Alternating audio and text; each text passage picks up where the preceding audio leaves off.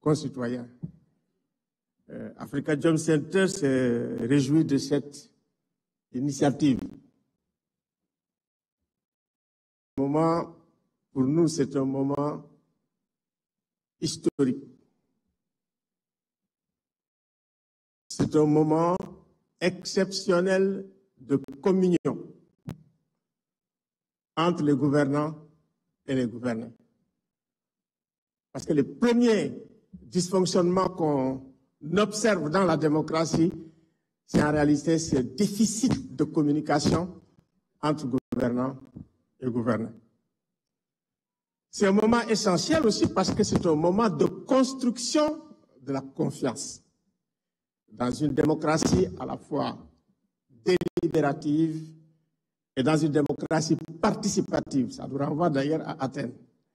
Donc, c'est un moment extrêmement important. Revenir aussi sur les problèmes que nous avons de façon récurrente.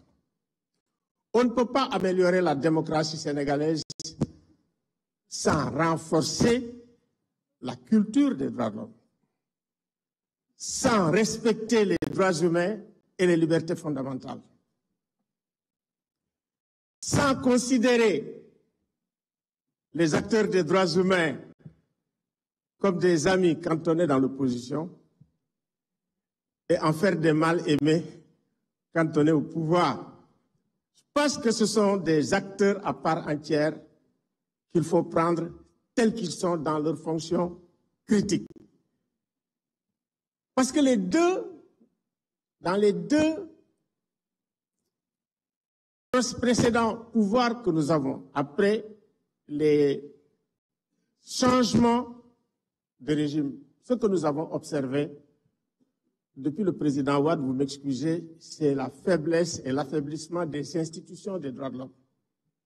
Prends le Comité sénégalais des droits de l'homme, par exemple.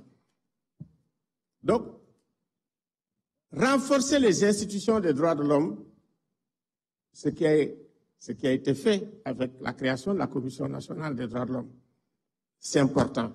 C'est important parce que pendant la crise que nous avons traversée, le premier problème que nous avons, c'est qu'il fallait faire une enquête impartiale de tout ce qui s'est passé.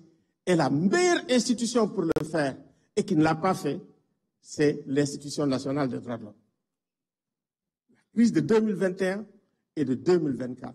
Dans un pays où ça marche, c'est l'Institution nationale des droits de l'homme qui fait le point, qui établit les responsabilités après une enquête impartiale, après une enquête professionnelle.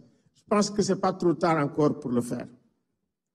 Excellence, Monsieur le Président, le problème que nous avons aussi, c'est de repenser l'architecture institutionnelle en révisant l'hyperprésidentialisme sénégalais, en instaurant un jeu d'équilibre des pouvoirs.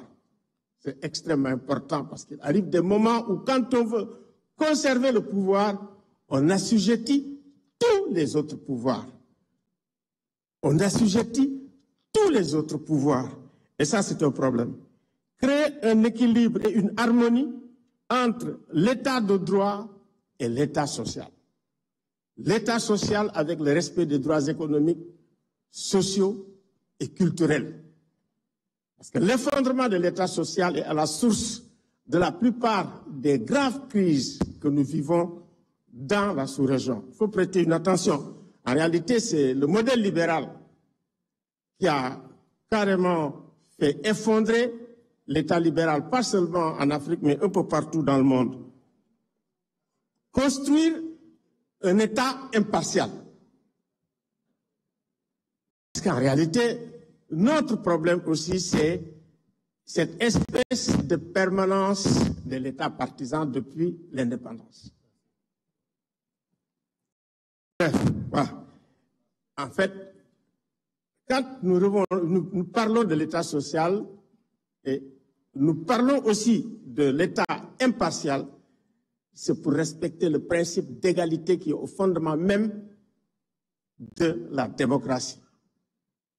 L'égalité dans l'accès à la fonction publique, je pense que c'est une question qui mérite d'être étudiée. Merci. Merci beaucoup, M. Alun.